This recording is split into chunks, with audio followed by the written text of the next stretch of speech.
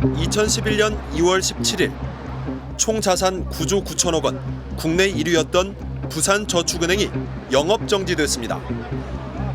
고객들의 예금 절반인 4조 6천억 원을 각종 PF 사업에 빌려주었다 막대한 손실이 났습니다.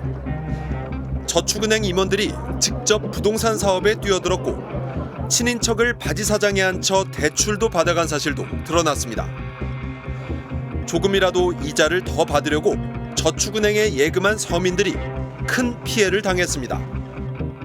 퇴직금 받아 예금 조금씩 넣고 이렇게 단위로 해가지고 매달 이자를 받아가지고 이제 생활을 하고 있거든요. 근데 참 난감하네요. 그 와중에도 이른바 VIP 고객들은 영업정지 전날 밤 대거 돈을 빼간 사실이 드러났습니다. 아무 일 없다고 밤새 이거 이러고 문 닫고 이거 사기 아니에요 이거. 2008년 글로벌 금융위기 이후 저축은행 위기론이 계속 돌았습니다. 금융당국은 문제없다고 했지만 결국 위기가 터졌습니다. 2011년 한 해에만 저축은행 16개가 문을 닫았습니다. 2012년 8개, 2013년 5개, 2014년과 2015년 1개씩 모두 31개 저축은행이 망했습니다. 2010년 말 기준 저축은행들의 부동산 관련 대출 비중은 48%, PF 대출은 19%에 달했습니다.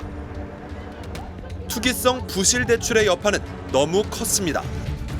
예금자 보호를 받지 못한 10만 명이 1조 3천억 원을 날렸습니다.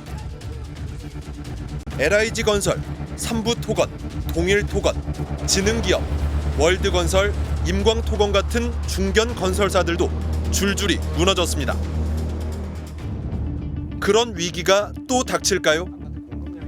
스트레이트는 교수, 국책연구기관과 민간연구기관, 금융계 전문가 20명에게 현재 PF 상황이 얼마나 나쁜지 물어봤습니다. 매우 심각 8명, 다소 심각 11명, 모두 19명이 심각하다고 답했습니다.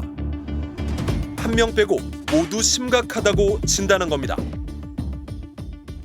부실 사업장들이 지금 어느 시점에 터질지 지금 예측이 안 되는 상황이고요.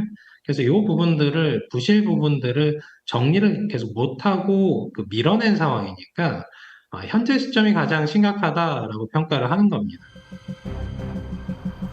지금이 2008년 글로벌 금융위기나 2011년 저축은행 사태만큼 위험하다는 경고도 나왔습니다. 브릿지론 단계에서 대출금리가 굉장히 더 높아서 이자를 계속 지불해야 되는 상황. 어떻게 보면 2008년 미국발 글로벌 금융위기 당시보다 좀 더 심각한 상황이지 않는가 그렇게 판단하고 있습니다.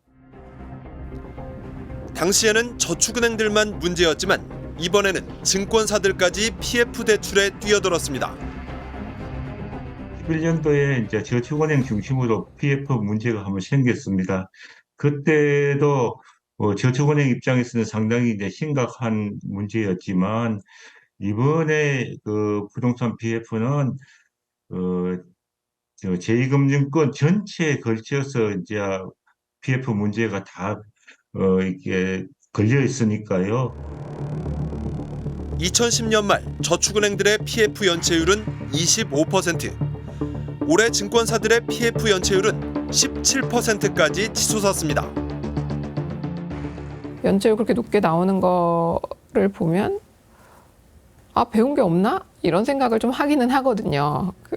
그런 측면에서는 그때 옥석이 잘 안 가려졌다고 표현할 수도 있고 혹은 제대로 된 배움이 없었던 거죠. 그때 그 시기를 겪으면서 제대로 된 배움이 없으니까 지금 또 같은 실수를 반복하고 있는 측면이 있는 것 같습니다. 위기가 언제 터질까요? 전문가 9명은 내년 하반기가 가장 위험하다고 답했습니다. 내년 상반기라는 답은 5명, 지금이라는 답도 3명이었습니다. 내년에 있을 총선을 전후한 부동산 정책의 방향들이 어떻게 될 것이냐라고 하는 부분하고 금리의 방향성에 그 촉각을 좀 갖고 있는 모습으로 보여지거든요.